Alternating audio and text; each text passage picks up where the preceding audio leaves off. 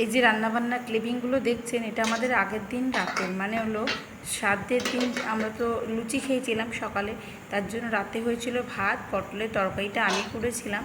এই যে পটলের তরকারিটা আমি করেছিলাম, দিদিকে বললাম ডালটা করে দাও, আমি ভাজাভুজি। অসীমা ডেইলি ব্লগিং চ্যানেলে আবার একটি নতুন ভিডিও আপনাদের সকলকে আবার একবার স্বাগত। আশা করবো আপনারা সকলে বেশ ভালো আছেন, সুস্থ আছেন, যে যেখানেই আছেন। আমরা ভালো আছি। আজকে হলো আমাদের যে অ্যারেঞ্জমেন্টটা, সেটা আছে নবারুণ হলে, আর আমরা রেডি হয়ে গেছি। আমি আপনাদেরকে একবার দেখিয়ে দিই আমার আউটফিটটা। আমি আজকে পরেছি শাড়ি।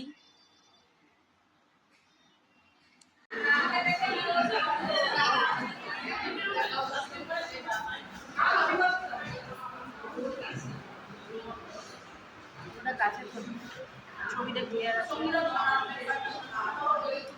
ক্লিয়ার আছে।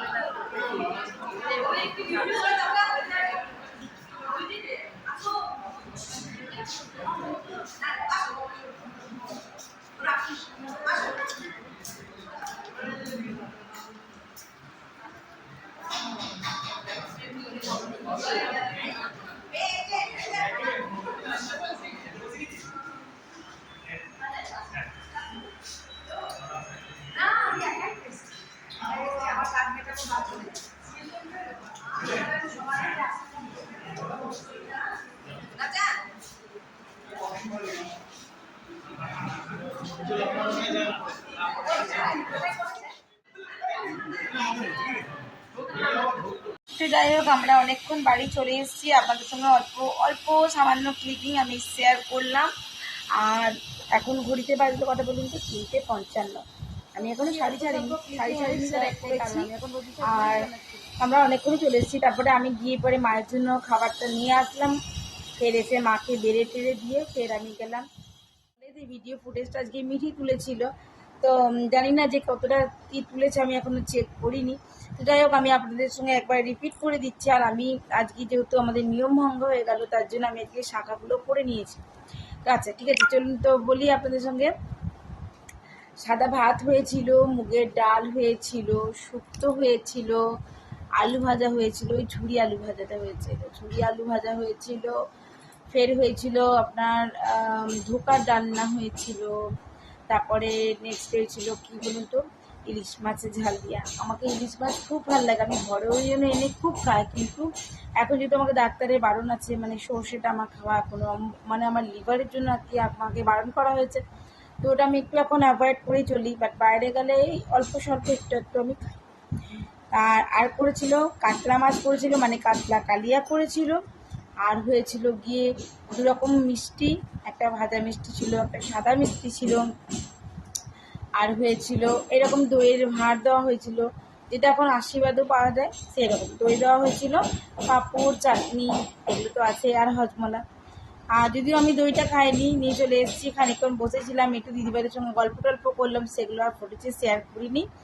আর এখন আপনার সঙ্গে শেয়ার করলাম। আবার আজকে যেহেতু স্যাটারডে, তো আমি আজকে ব্লগটা আবারও কন্টিনিউ করবো। আজকের ব্লগটা আমি আবারও কন্টিনিউ করবো। তো প্রত্যেকটা কাজে যেমন একটা টার্গেট থাকে, সেরকম আমার ফেসবুক, ইনস্টাগ্রামে একটা টার্গেট থাকে। আমাকে ডেলি, ডে বাই ডে আমাকে ভিডিও আপলোড করতে হয়। সেটা তোমরা যারা রেগুলার করো তারা তো অবশ্যই জানো, যাদের নিজস্ব চ্যানেল আছে। আর আমারটাও তো, আমার ফেসবুকেও চ্যানেল আছে। যদি আমার যারা ইউটিউব থেকে দেখছো, তারা আমাকে ফেসবুক চ্যানেলটা ফলো করে নিও। আর যারা আমার চ্যানেলে নতুন বন্ধু হয়ে দেখছো, মানে ফার্স্ট টাইম আমার ভিডিওটা দেখছো, ভিডিওটা দেখার পর যদি তোমাদেরকে ভিডিওটি ভালো লাগে, তাহলে অবশ্যই লাইক, কমেন্ট, শেয়ার করে দিও। আর চ্যানেলটা সাবস্ক্রাইব করতে একেবারেই ভুলো না। যারা কম বেশি জানো না, আমি খুব তাড়াতাড়ি একটা ইউটিউব চ্যানেলে একটা লাইভ করবো, খুব তাড়াতাড়ি করবো। একটুখানি এই যে সমস্যাগুলো চলছিল, এগুলো একটু শর্টে হয়ে যাক, তারপরে আমি একটা লাইভ করব তোমাদের সঙ্গে। খুব তাড়াতাড়ি সেটা করবো। তো অবশ্যই ব্লগে কন্টিনিউ থেকো। আমি এবার কয়েকটা রিল তৈরি করি, রিলস করার পর আমি এখন করবো জামাটা মানে সাইডে ছেড়ে দেবো। তো এই কয়েকদিন ধরে আমার রিলস কন্টিনিউ করা হয়নি, যার কারণে আর কি। তো চলো ব্লগটা কন্টিনিউ করবো, সঙ্গে থেকো। আর ব্লগটা আজকে পুরোটাই দেখতে থাকো, স্কিপ না করে। এখন বাজলো ঘড়িতেই 10টা 20। দেখতেই পাচ্ছেন আমি রেডি হয়ে আছি, বাইরে যাইনি। আমি গেছিলাম দুর্গাপুর হসপিটাল, মেন হসপিটাল। তো যাই হোক, আর আমার কাছে ছিল না মোবাইল। মামার শরীরটা খুবই খারাপ, সেই জন্যই আমরা গেছিলাম, আমরা দুজনেই গেছিলাম। তো যাই হোক, আমি এইমাত্র আসলাম। আর এখন ঘড়িতে বাজে 10টা 21। আর সেই জন্য আর ভিডিও ক্লিপিং কিছু নেওয়া হয়নি, আজকে ব্লগটা কন্টিনিউ করা নেই। যাই হোক, আজকের মতন ব্লগটা এখানেই শেষ করলাম। ব্লগে কিছু ভালো লাগলে অবশ্যই লাইক কমেন্ট শেয়ার করে দেবেন। আর যদি আমার চ্যানেলে নতুন বন্ধু হয়ে থাকেন তো প্লিজ আমার চ্যানেলটি সাবস্ক্রাইব করা বিশেষভাবে অনুরোধ রইল। আর চ্যানেলটি সাবস্ক্রাইব করে পাশে থাকা বেল আইকনটি থাকতে একেবারেই ভুলবেন না। এদিকে এখন ডেঙ্গু স্প্রে দেওয়া হচ্ছে। দুর্গাপুর হসপিটালে কিন্তু খুব সাংঘাতিকভাবে এখানে কিন্তু ডেঙ্গু ছড়াচ্ছে। তো সকলে সাবধানে থাকুন, ভালো থাকুন আর সুস্থ থাকুন।